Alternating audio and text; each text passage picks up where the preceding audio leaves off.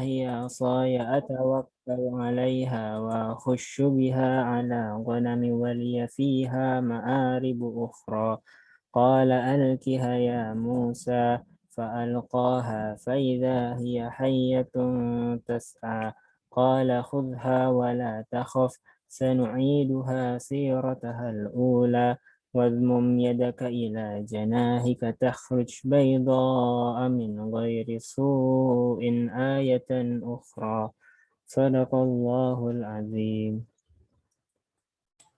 Terima kasih untuk Kak Makmul. Semoga yang mendengarkan tilawahnya dan yang membawakannya mendapatkan pahala. Oke, langsung ke acara berikutnya. Akan ada pembacaan materi yang akan dibawakan oleh Ustadz Asep Saifullah. Waktu dan tempat dipersilahkan. Bismillahirrahmanirrahim. Assalamualaikum warahmatullahi wabarakatuh. Waalaikumsalam Waalaikumsalam warahmatullahi warahmatullahi wabarakatuh. Alhamdulillahirabbil alamin. Wassalatu wassalamu ala Rasulillah wa ala alihi wa ashabihi wa mawalah. Wala haula wala quwata illa billah. Asyhadu an la ilaha illallah wahdahu la syarika lah. Wa asyhadu anna Muhammadan abduhu wa rasuluhu alladzi la nabiyya ba'd. Allahumma salli wa sallim wa barik ala Muhammadin wa ala alihi wa sahbihi wa man tabi'ahum ihsan ila yaumiddin. Rabbi shrah li sadri wa yassir li amri wa hlul 'uqdatam min lisani yafqahu qawli. Allahumma la ilma lana illa ma 'allamtana innaka antal alimul hakim. Alhamdulillah, sahabat-sahabat yang dimuliakan Allah, segala puji hanya milik Allah. Alhamdulillah, pada kesempatan malam hari ini kita bisa bermuajahah. Mudah-mudahan keberkahan Allah senantiasa Allah limpahkan kepada kita. Terlebih kalau di tempat saya saat ini sedang hujan cukup deras ya. Mudah-mudahan Allah semakin menurunkan rahmatnya, berkahnya kepada kita semuanya insya Allah. Tapi ini suara jelas ya insya Allah. Untuk suara nggak ada masalah? Alhamdulillah jelas. Alhamdulillah jelas. Alhamdulillah. Baik.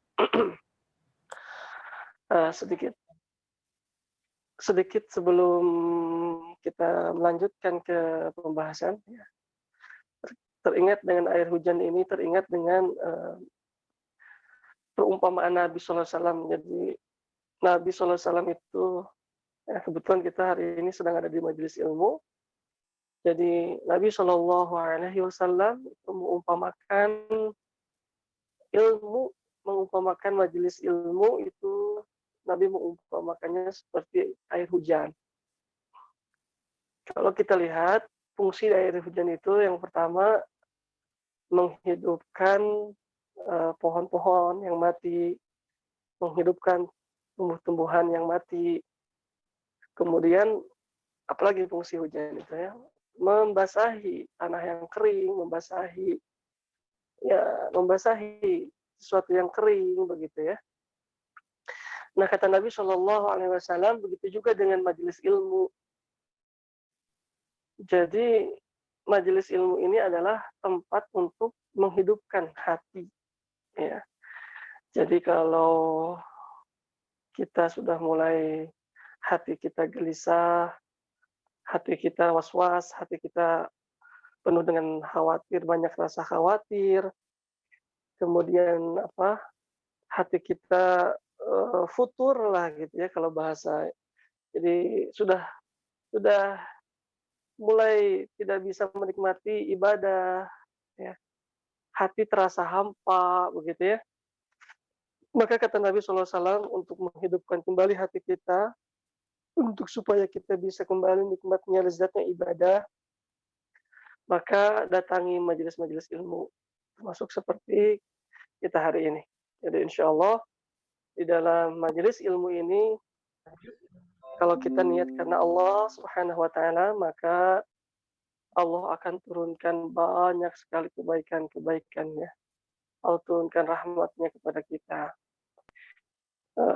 Kalau sedikit barangkali ya, membaca bagaimana khusyuknya, bagaimana ikhlasnya dulu para ulama salafus saleh, orang-orang soleh terdahulu saat ketika mereka berada di majelis ilmu ya.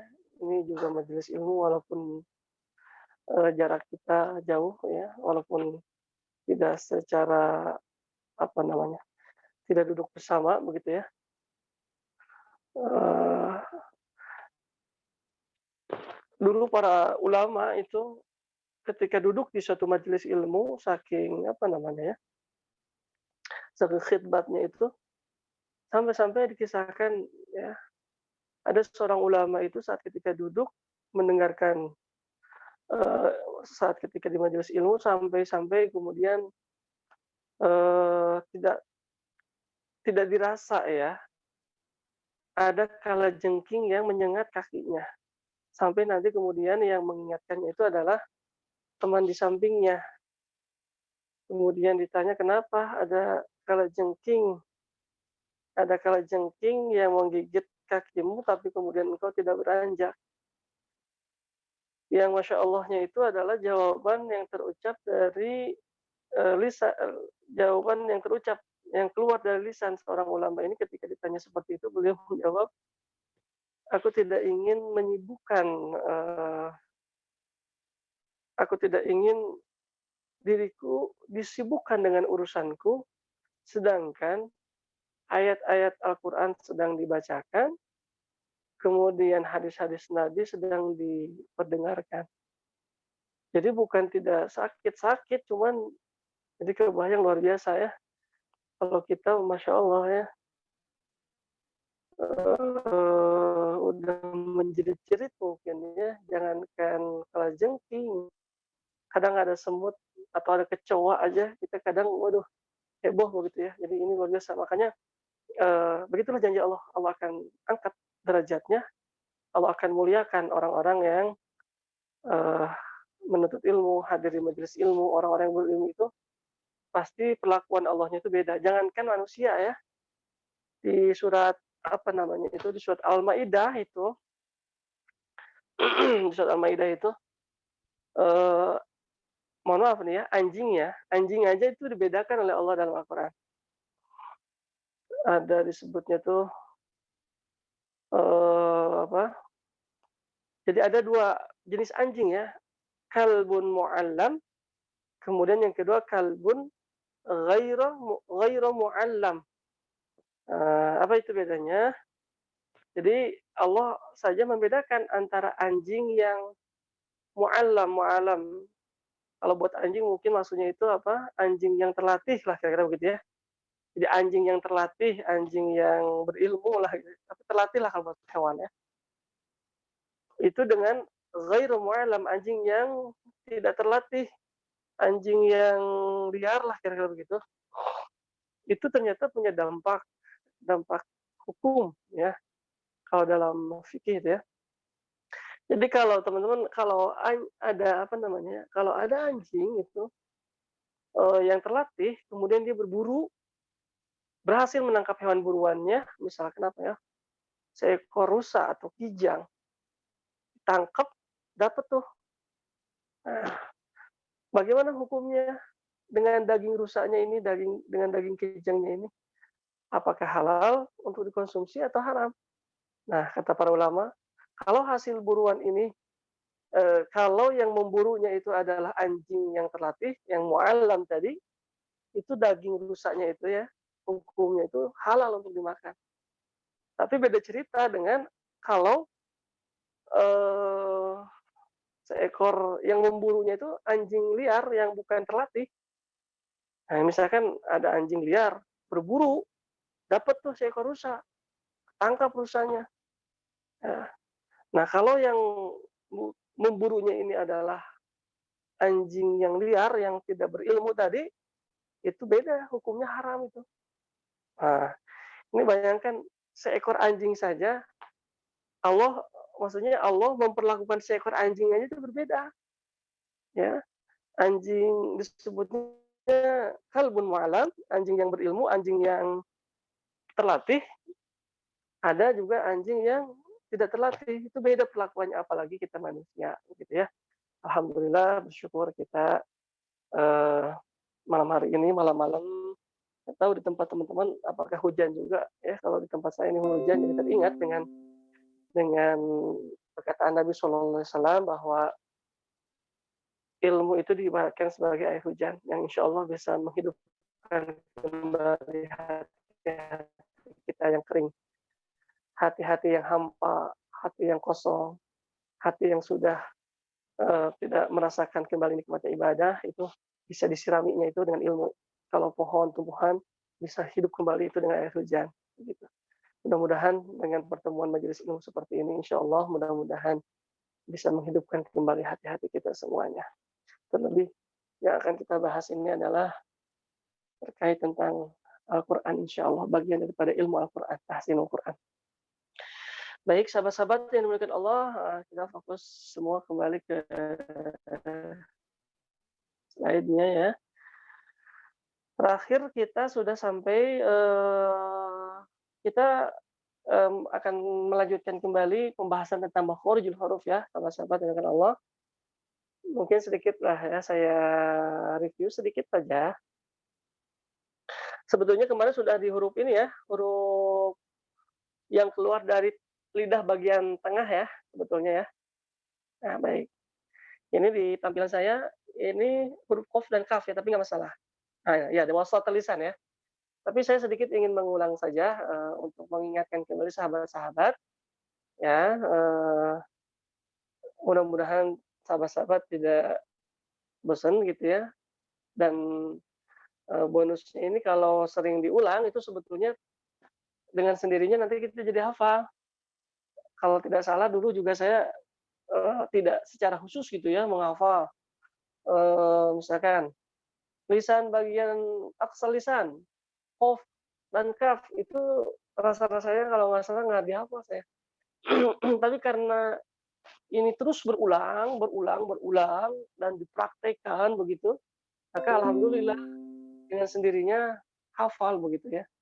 Nah, ini saya sampaikan juga ke teman-teman, mungkin nanti saya akan ulang sedikit-sedikit begitu ya. Semakin teman-teman mendengar ya, pengulangan ini mudah-mudahan dengan sendirinya jadi hafal. Jadi kita sudah masuk pada bagian yang kedua ya, bagian lidah maksudnya ya. Karena bagian yang pertama itu tenggorokan ya. Bagian tenggorokan itu cuman ada 6 huruf, ya, aha, aha, goko. Ya. Kemudian di bagian lidah ini yang paling mendominasi sahabat-sahabat yang Allah. Dari di lidah bagian paling belakang itu ya, itu ada huruf qaf dan kaf ya. Bagaimana cara mengucapkan qaf? Lidah bagian belakang, jadi sekali lagi teman-teman ini anggap saja ini lidah ya. Nah, ini lidah bagian belakang, ini depan. Ini kita urutkan dari bagian belakang. Jadi huruf qaf itu lidah bagian belakang diangkat ke atas langit-langit. Jadi begini. Ha, ha. Otomatis mulut terbuka. Hanya saja hati-hati jangan sampai mulut kita monyong seperti ini. Ho. Nah, itu mohon maaf itu contoh yang kurang tepat ya. Ho. Nah, jadi jangan sampai mulut kita itu monyong. Ya. Jadi datar seperti ini. Ka, ka, ka. Ya. Jadi mudah-mudahan teman-teman bisa sambil mengikuti ya apa yang saya contohkan gitu ya. Ka, ka, nah, gitu ya. Jadi ka, qi, ku. Kecuali kalau ku setiap huruf yang berharokat dhammah itu monyong. Jadi dalam bahasa Arab gitu ya, yang monyong itu kan nggak ada o ya dalam bahasa Arab itu ya. Yang monyong itu bibir dimonyongkan itu apabila harokatnya itu dhammah yang u baru ya. Kemudian ketika sukun dia mantul ya.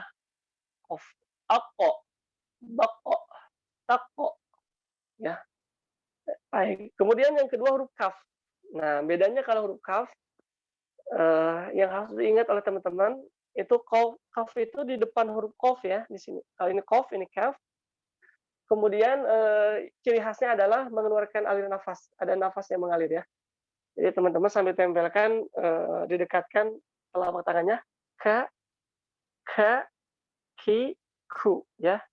Ka, ki, ku. Ak, ik, Nah, tapi kesalahan yang harus diwaspadai, kesalahannya adalah huruf kaf berlebihan dalam mengalirkan nafas itu juga tidak benar ya, kurang tepat. Ak, ik, uk. Nah, itu contoh yang kurang tepat sahabat-sahabat ya. Kemudian kesalahan huruf kaf juga hati-hati, banyak yang ketika membaca kaf itu mantul ya. Yak tubun, yak tubun. Hati-hati ya. Ini juga banyak dijumpai ternyata ini yang terlewat mungkin eh, belum sempat saya sampaikan, hati-hati, tidak sedikit yang tidak menyadari saat ketika membaca huruf kaf itu mantul, hati-hati nggak boleh. Kaf itu bukan huruf yang mantul ya. Jadi contoh yang salah. Ya ketubun, ya ketubun. Nah itu contoh yang salah ya. Ya ketubun. Ya, baik. Kemudian bergeser ke atau maju ke lidah bagian tengah. Itu ada 3 huruf, jim, ja, ja, ja, ja. Nah, ini juga yang sempat saya terlewat ya. Kesalahan ya. Kesalahan mengucapkan ja itu kesalahannya mudah-mudahan jelas nih ya sahabat-sahabat, saya visualisasikan dengan telapak tangan saya ini lidah. Nah, mesti di tengah nih ja-nya ini, keluarnya itu diangkat ke atas langit-langit. Kalau, pengucapannya terlalu ke belakang, nah ini yang salahnya itu, yang kurang tepatnya itu. Jadi bunyinya kayak gini, ja, ja. Nah, itu contoh yang kurang tepat ya teman-teman ya. Mudah-mudahan bisa, didengar dengan jelas oleh teman-teman ya suaranya. Ini contoh yang salah ya, ini kalau akibat ya, akibat dari salah salah menempatkannya lidah kita. Yang benar kan harusnya di tengah. Nah, ini saya dari agak ke belakang. Kalau terlalu belakang ini bunyinya kayak gini. Ja, ji, ju, ja, ji, ju. Nah, ini contoh jim yang kurang tepat. Yang insya Allah tepat, yang insya Allah benar pengucapannya dari lidah bagian tengah. Ja, ja. Nah, seperti itu bunyinya. Ja, ji, ju, baje, aje, ije, uj. Jadi bukan aje, ije, uj. Nah, itu faktor karena terlalu belakang pengucapannya. Baik. Kemudian ya kalau ya insya Allah relatif mudah. Shin ya, shin. Ada yang terlewat kalau nggak salah di pertemuan yang lalu, kesalahan dalam mengucapkan shin ya. Nah, ini shin, sekali lagi tempat keluarnya sama seperti jim di lidah bagian tengah, sahabat-sahabat ya, di lidah bagian tengah di sini. Dengan cara mengangkat ke atas langit-langit. Kemudian yang kedua, mesti menghembuskan angin, mengeluarkan angin. Tafashi namanya. Satu-satunya huruf hijaiyah yang mengeluarkan angin. Bedakan ya, mengeluarkan nafas dengan mengeluarkan angin. Namanya juga angin. Nyembur ya. Beda dengan nafas. Kalau nafas ya lembut, halus gitu ya. Kalau angin kan beda ya. Semburannya beda. Ya. Contoh, sya, sya, shi, shu. Nah, kesalahannya hati-hati mengucapkan sya jangan sampai kemudian monyong. Contoh begini, membulatkan bibir. Sya, sya, sya, mendorong bibir. Ya, mendorong bibir. Maksudnya bibir itu didorong. Ini contoh yang kurang tepat ya, sahabat-sahabat. Saya ingin mencontohkan bagaimana contoh yang kurang tepat ya. Sya, sya, sya, sya. Jadi monyong. Ya. Jadi ini berlaku untuk semua huruf di dalam huruf hijaiyah itu nggak ada yang monyong ya, kecuali dalam keadaan kecuali ketika harokatnya dhammah. Itu kata kuncinya. Seperti apa pengucapan sya yang benar? Insya Allah seperti ini pengucapannya. Sya, sya, sya. Angin tetap menyembur ya, angin keluar, tapi bibir tidak sampai monyong seperti ini. Mudah-mudahan teman-teman bisa membedakan ya posisi lidah ini contoh yang salah. Sya, sya, ini yang banyak sering dipraktekkan oleh para pembaca Al-Quran di masyarakat kita di Indonesia. Sya, sya, sya, sya. Nah, itu contoh yang kurang tepat. Contoh yang insya Allah tepat seperti ini. Sya, sya, sya, sya. Nah, insya Allah beda ya. Insya Allah beda ya. Sya. Nah, itu ya. Baik, kita lanjut berikutnya ya. Baik, nah ini posisinya seperti itu kalau gambarnya. Nah, baik ya. Lam, na, dan ro. Ini ada nulisan. Nah, ini juga ini perlu dijelaskan ya. Termasuk juga ini jadi bekal buat teman-teman kalau pas ketika menyampaikan ke yang lain gitu ya. Adan, aden itu lidah terdekat. Di mana sih posisi lidah terdekat yang dimaksud dengan lidah terdekat? Di sini, teman-teman. Nah, kira-kira di sini ya. Jelas ya di sini ya. Nah, di sini lidah terdekat. Bukan di sini ya. Ini nanti ujung namanya ujung. Nah, bukan di situ, tapi di sini. Nah, di sini. Lidah terdekatnya di sini. Baik. Sepakat ya, jelas insya Allah ya. Yang pertama, saya ingin dari huruf lam, dari huruf ro lah ya, ro ya, sesuai dengan ro. Nah, ini teman-teman, ro ini adalah cara mengucapkannya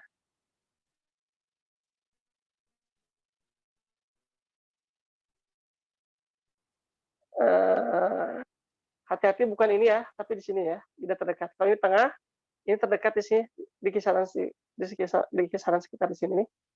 Itu dengan cara menyentuh, menempel di langit-langit lidah kita, ya. Jadi sekali lagi ya, nanti sambil dirasakan ya, sambil dirasakan nanti. Ya, lidah terdekat di sini itu disentuhkan, ditempelkan ke langit-langit mulut kita, langit-langit ya, langit-langit rongga mulut kita itu. Jadi seperti ini bunyinya. Ro, ro.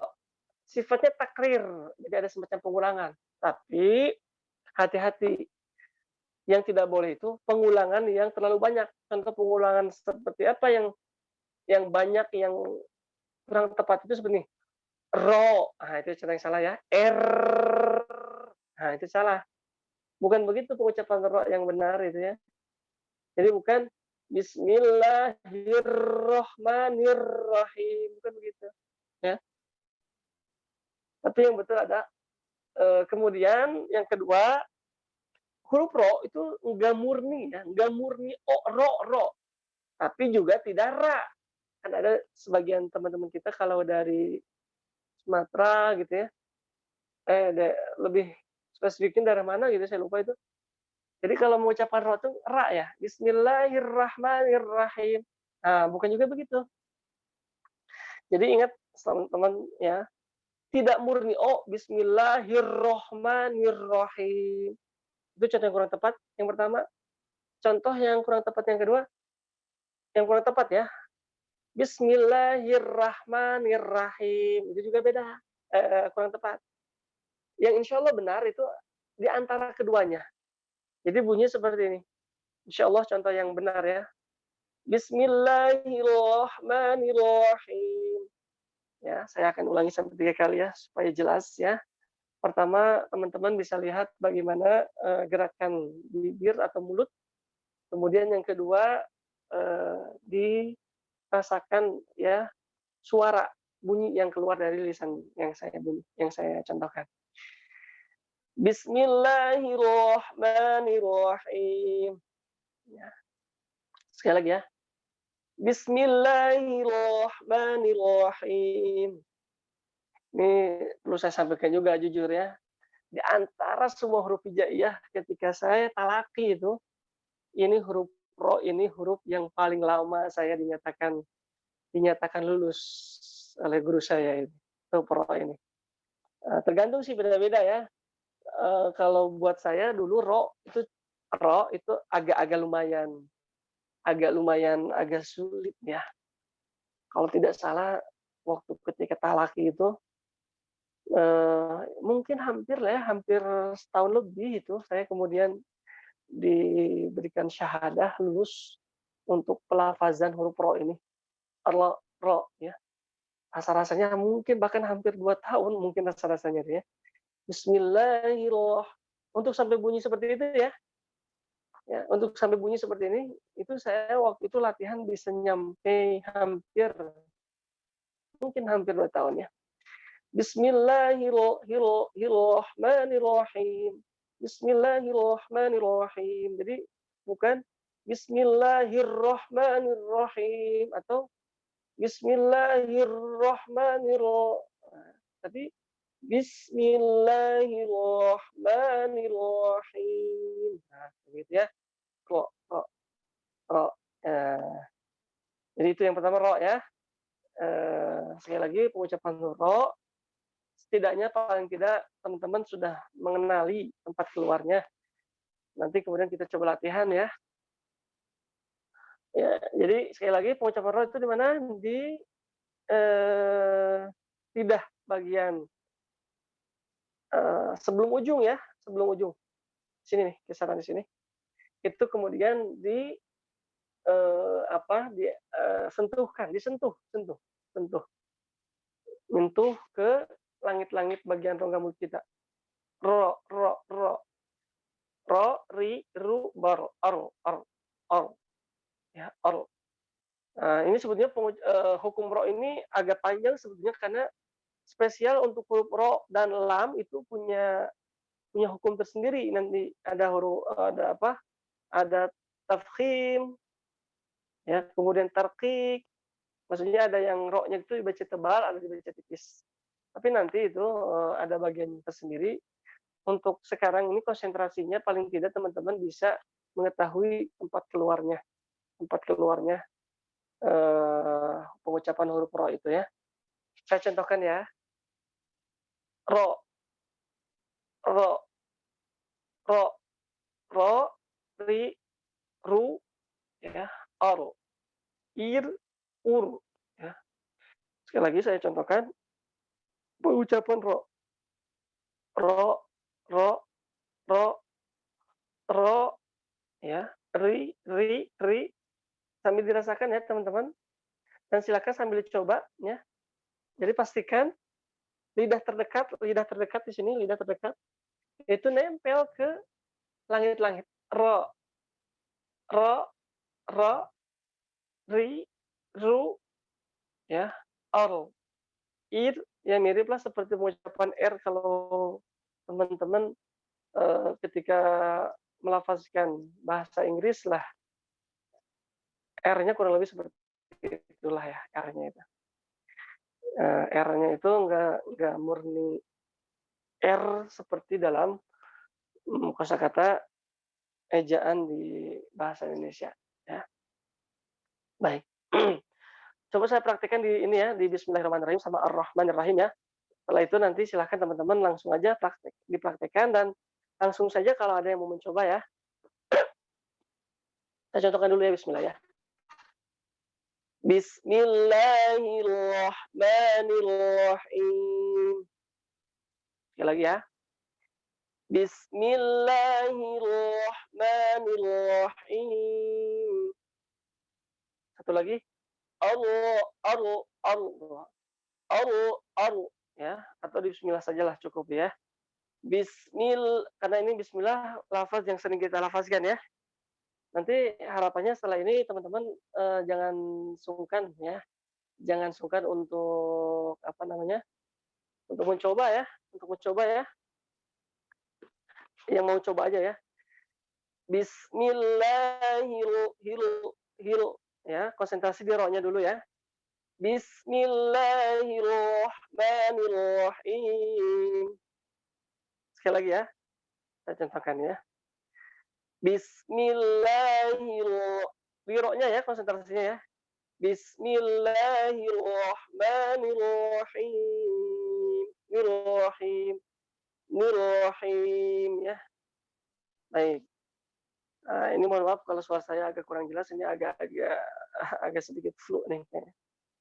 Baik ya, silakan saya kasih kesempatan ya buat teman-teman yang ingin mencoba melafazkan kalimat Bismillah, dan saya coba untuk kalau memang ada yang harus dikoreksi, saya coba koreksi khusus di huruf ro-nya ya, ro.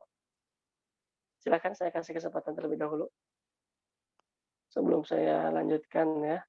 Barangkali ada, kalau tidak ada saya lanjutkan begitu.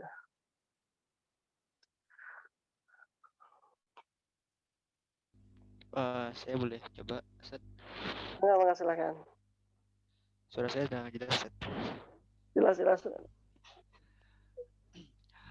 Bismillahirrahmanirrahim. Bisa sekali lagi dicoba? Bismillahirrahmanirrahim. Baik, sekali lagi terakhir. Bismillahirrahmanirrahim. Baik, alhamdulillah.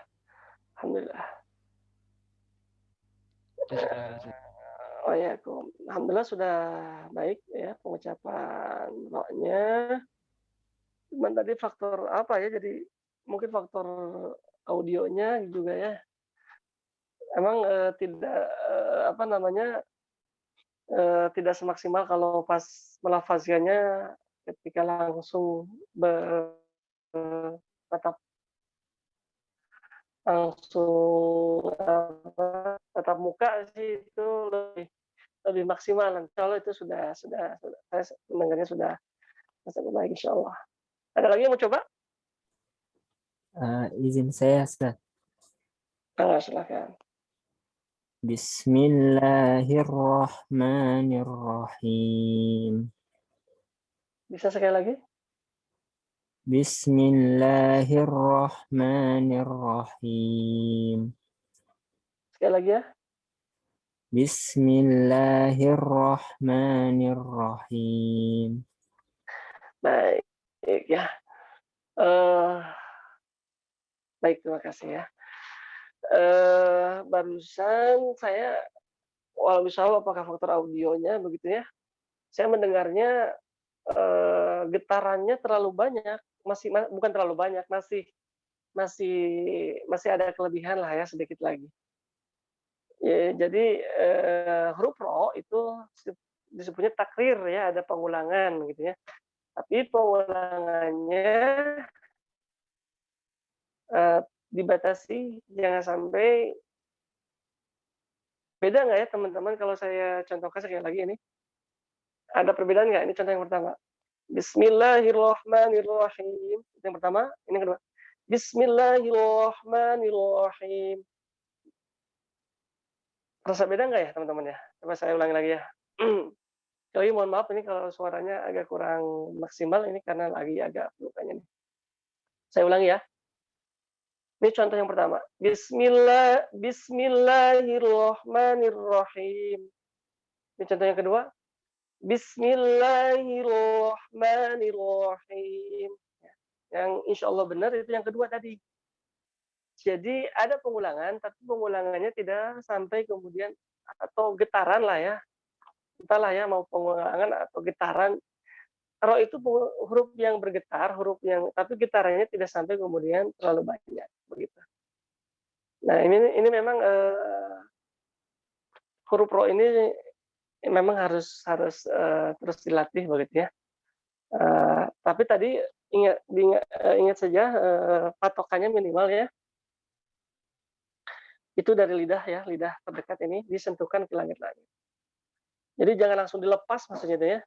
Agak sempat nempel dulu di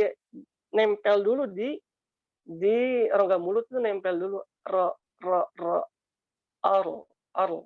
Allahu akbar. Nah, jadi selidahnya itu nggak langsung dilepas tapi dia nempel dulu di ini kalau rongga mulut ya, mohon maaf nih rongga mulut ya nempel di sini nih. Ini posisinya kayak gini nih teman-teman nih. Seperti ini. Nah, seperti ini nih. Jadi ini kalau ini rongga mulut ya anggapnya. Nah, seperti ini nih teman-teman nih. Nah, gitu. Ro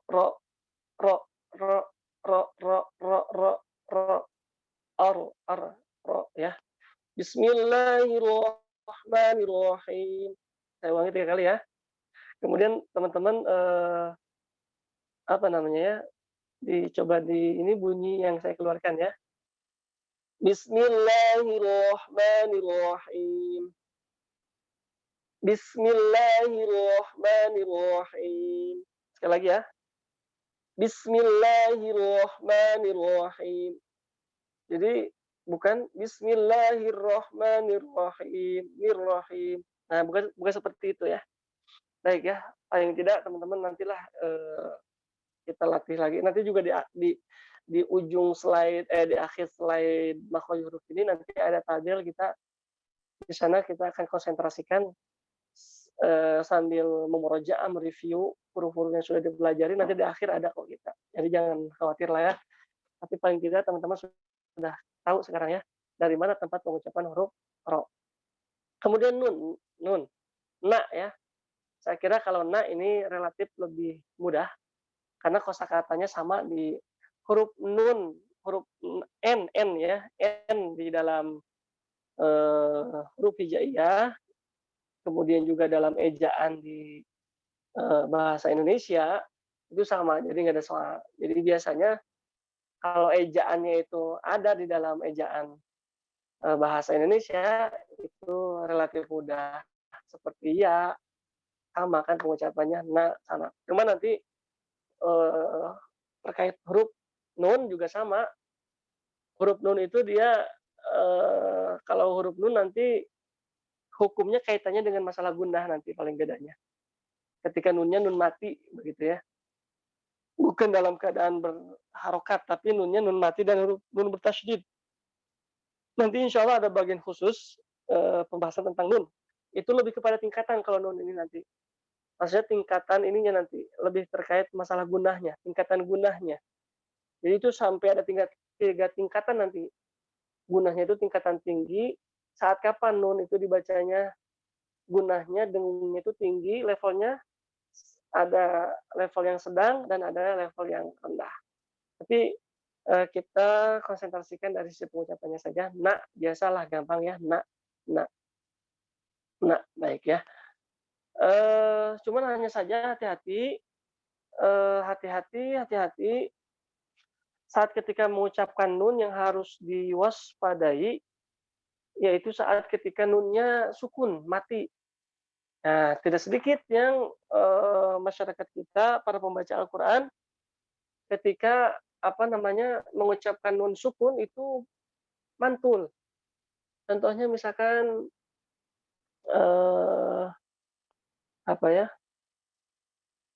nun tapi dibaca mantul ya.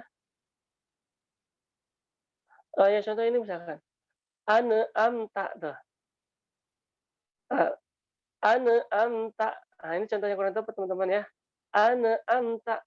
Nah, ini ternyata cukup banyak ditemukan di masyarakat Indonesia pengucapan nun ketika sukun kemudian memantulkan. Ini contoh yang kurang tepat ya. Ane amta. Nah, itu yang salah. Harusnya an amta. An amta. Ya. Jadi jangan dilepas. Tadi lidah terdekat disentuhkan ke rongga mulut ya, ke atas langit-langitnya, mohon maaf ya, ke atas langit-langitnya. An'amta. Jadi bukan ini kalau dilepas kayak begitu jadi nanti an'amta. Jadi jangan dilepas an'amta gitulah, jangan dilepas gitu ya. Itu contoh kesalahan yang pertama ya, saya sekalian saja menyampaikan kesalahan-kesalahannya ya. Kemudian nun ya, masih nun ya. Kesalahan berikutnya itu ya tadi kalau dalam kondisi gunah kadang kurang menggunakannya tadi ya. Mungkin nanti kita ada pembahasan khusus nih ya. Jadi misalkan innalladzina amanu misalnya. Innalladzina itu kurang. Innalladzina amanu misalkan ya, atau innalladzina kafaru harusnya beda kan ya. Nah, ini tadi nanti kita akan membahas tingkatan gunah nanti terkait juga dengan nun. Ketika bertasydid dia nunnya itu ada pada level yang sangat tinggi sekali, nunnya itu sampai berasanya itu sampai ke rongga hidung itu sampai terasa banget gitu ya. Inna. Nah, banyak. Nah, contoh yang salah inna misalkan itu contoh yang salah ya. Innalladzina kafaru. Nah, misalkan itu yang salah. Contoh yang benar insyaallah innal ladzina kafaru. Ini kalau teman-teman pas lagi offline sih, lagi ngumpul gitu ya, lagi tatap muka itu berasa banget itu aliran getaran gunanya itu bisa bisa sampai terasa oleh kita yang ngedengarnya itu, ya. Nah, jadi itu yang harus diwaspadai ya, pengucapan huruf nun ya. Baik. Baik itu nun ya, itu kesalahan dari huruf nun. Sekarang kita lanjut ke huruf lam ya, lam, lam ya, lam. Nah, untuk lam ini sebetulnya nanti juga sama ada. Jadi lam, nun dan ro itu dia ada pembahasan khusus sebetulnya karena nanti sangat berkaitan dengan hukum sebetulnya. Kalau lam dan ro hampir sama hukumnya nanti terkait tentang masalah tebal tipis atau tafkhim tarqiq tebal tipisnya. Saat kapan lam itu dibaca tebal, saat kapan kemudian lam dibaca tipis begitu ya. Ini perlu dipelajari memang nanti ya. Karena lam itu kan ada kalanya dibaca dan ini menjadi apa ya, termasuk kefasihan seseorang dalam membaca Al-Qur'an, itu juga bisa dilihat dari ketika dia mampu membedakan bacaan tebal dan tipis ya. Contoh misalkan ya, apa ya, contoh bismillah saja, bismillah ya, kan harusnya tipis dia, bismillah. Jadi bukan bismillah, bismillah. Nah, itu contoh yang salah contoh ya, teman-teman. Ya, contoh ini contoh yang salah ya. Kalimat bismillah saja. Harusnya bismillah itu tipis dia lamnya tuh. Bismillah, bismillah, bismillah, bukan bismillah. Bismillah. Ini saya sedikit kasih ini aja ya. Perbedaannya lam itu dibaca, kalau pengucapannya sendiri gampang sebetulnya lam itu ya. Sama. Lidah terdekat disentuhkan aja. La, biasalah. L-nya sama seperti dalam bahasa Indonesia sama. Maksud saya nggak terlalu beda. Cuman yang membedakannya nanti penggunaannya. Kadang dibaca tebal, kadang dibaca tipis. Jadi bedanya nanti kalau ini contoh sederhananya ya. Lam itu dibaca tebal, posisi ya, saya akan mulai dari posisi. Kalau tebal itu rongga mulut kita ini, rahang ini terangkat. Ya. Contoh misalkan saat kita mengucapkan Allah.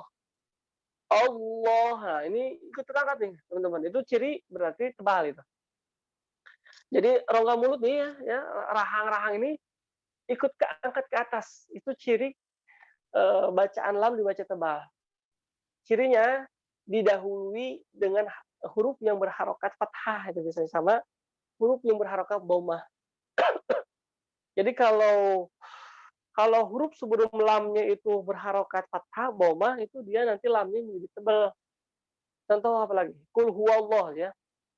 Qul huwallah, huwallah, huwallah, jadi terangkat rahangnya itu. Ada contoh apa lagi yang huruf yang sebelumnya dhammah apa ya? Nantilah ya kalau pas lagi baca teman-teman menemukan, langsung praktekkan. Bedanya lamnya itu kalau tebal dia rahang ini ikut terangkat ya ke atas. Nah, sedangkan untuk yang tipis, lam yang tipis ya, untuk yang tipis itu nanti apa namanya, agak ke bawah gitu ya jadinya.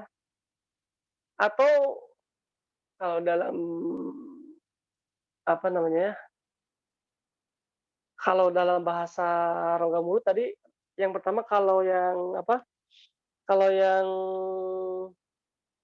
tafkhim yang tebal itu rahang itu keangkat. Yang kedua rongga mulutnya itu kalau diperhatiin itu dia membuat cekungan kayak gitu, cekungan. Karena faktor terangkat tadi kan, Allah, Jadi si rongga mulut itu kalau diperhatiin itu, kalau lamnya tebal itu, dia kayak membuat cekungan kayak gitu. Allah, Allah. Sementara kalau lamnya yang tarqiq, yang tipis, itu dia rongga mulut itu diam di tempat lah gitu ya. Maksudnya nggak ada gerakan, nggak ada perubahan seperti ketika tebal. Contoh seperti Bismillah, Bismillah, atau paling rahangnya agak ke bawah sedikit gitu. Bismillah, Bismillah. Coba ya, mudah-mudahan teman-teman bisa membedakan ya apa perbedaan ya, perubahan bibir ya saat ketika saya mencontohkan lam tebal dengan lam tipis ya. Ini contoh lam yang ketika tipis. Bismillahirrahmanirrahim. Konsentrasi di lam. Saya contohkan lagi. Bismillah, Bismillah, Bismillah. Nah ini agak ke bawah kalau yang terkik yang tipis. Tapi kalau yang tebal, contoh yang tebal, kalau contoh yang tebal nih seperti ini. Saya contohnya Allah ya. Allah, Allah. Nah jadi dia rahang ke akar, kemudian rongga mulutnya itu jadi ngebuat cekungan kayak gitu. Allah, Allah. Dan saya kira teman-teman juga bisa membedakan ya bagaimana perbedaan dari muka ya, atau dari mulut yang saya ucapkan ya. Contoh sekali lagi ya. Konsentrasi, coba dilihat ada perbedaan nggak ya ketika saya mengucapkan lam tebal dengan lam tipis ya. Contoh, lam tipis. Posisi muka ataupun rongga mulutnya seperti ini. Bismillah, Bismillah. Tapi kalau lamnya ketika tebal, Allah, Allahu Akbar. Misalkan contoh ya. Mudah-mudahan bisa membedakan ya. Dan harusnya beda gitu. Beda insya Allah. Nah itu ya teman-teman. Untuk pengucapan huruf lam. Jadi memang huruf lam ini agak panjang dengan huruf ro, nun, tapi nanti di akhir lah ya. Sekarang ini minimal targetnya adalah teman-teman mengetahui dulu ya, lebih dulu mengetahui tempat keluarnya ya sekali lagi ya. Jadi saya akan cukupkan di 3 huruf ini saja untuk pertemuan hari ini karena memang waktu yang terbatas. Nanti silakan setelah ini kalau ada yang mau tanya ya. Tapi saya ingin coba ulangi lagi. Jadi ini huruf lam dan nun dan ro ini agak spesial karena dia pembahasannya agak panjang sebetulnya. Bagaimana yang tadi saya sampaikan, dia punya hukum tersendiri ya, baik lam, nun dan ro. Tapi secara tempat keluarnya, secara makhorijnya, begitu ya. Pengucapan lam, nun dan ro itu hampir sama. Itu ada pada bagian ada nulisan lidah terdekat. Hati-hati teman-teman, jangan sampai jangan sampai sama dengan. Nah kalau ini namanya ujung nanti ya, beda lagi. Ini ujung ya, ujung. Nah ini di sini, jadi di belakang ujungnya, ya itu disebutnya adan lisan.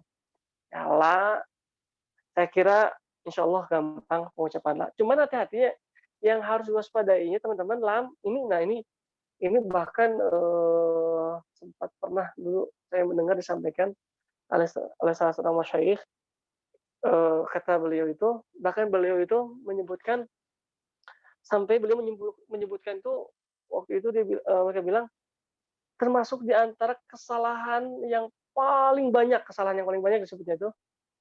Jadi waktu itu beliau menyampaikan mengurutkan kesalahan yang paling sering beliau jumpai saat ketika beliau datang ke Indonesia begitu.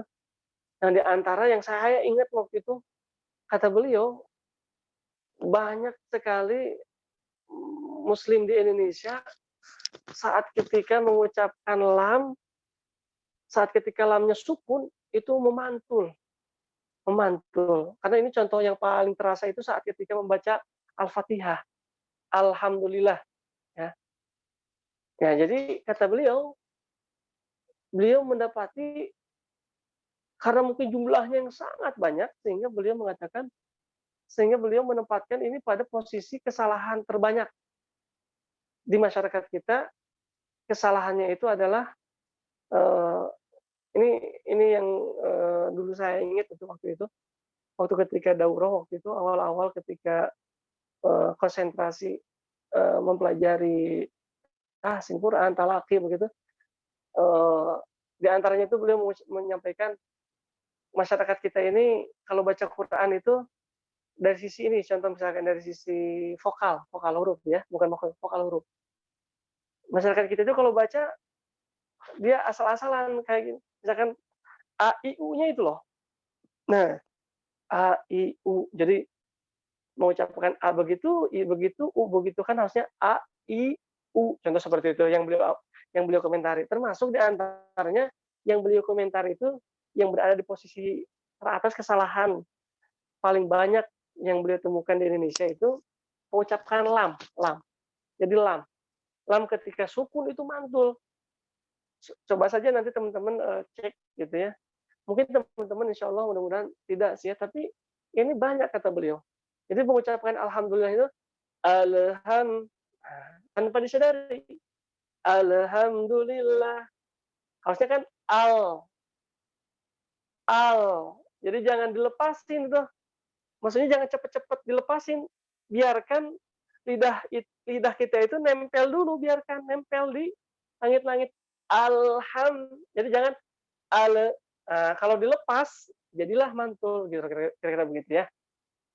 Nah ini yang perlu diwaspadai teman-teman yang dimaksud Allah.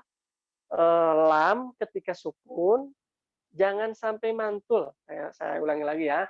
Hindari jangan sampai lam itu mantul. Walaupun nggak begitu banget sih ya. Nggak begitu banget ya.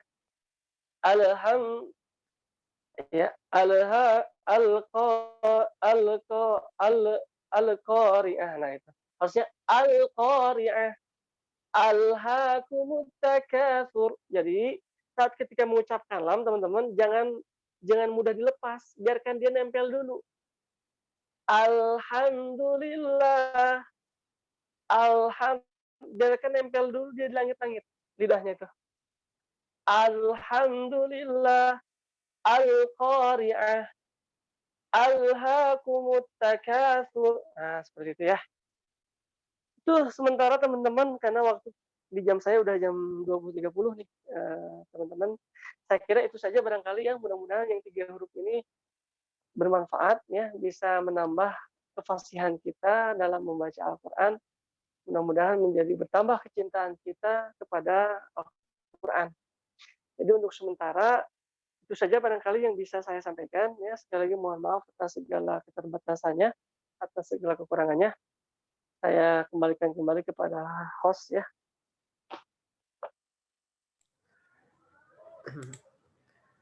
Terima kasih Ustadz, jazakallah. Oke, ini udah di ujung acara. Terima kasih yang udah hadir. Zoom kali ini disudahi saja. Sampai ketemu di pertemuan berikutnya. Assalamualaikum warahmatullahi wabarakatuh. Waalaikumsalam warahmatullahi Waalaikumsalam wabarakatuh. warahmatullahi wabarakatuh. Mohon pamit Terima kasih, semuanya Ustaz. ya. Sama-sama. Ya, Jazakallah Ustaz. Waalaikumsalam.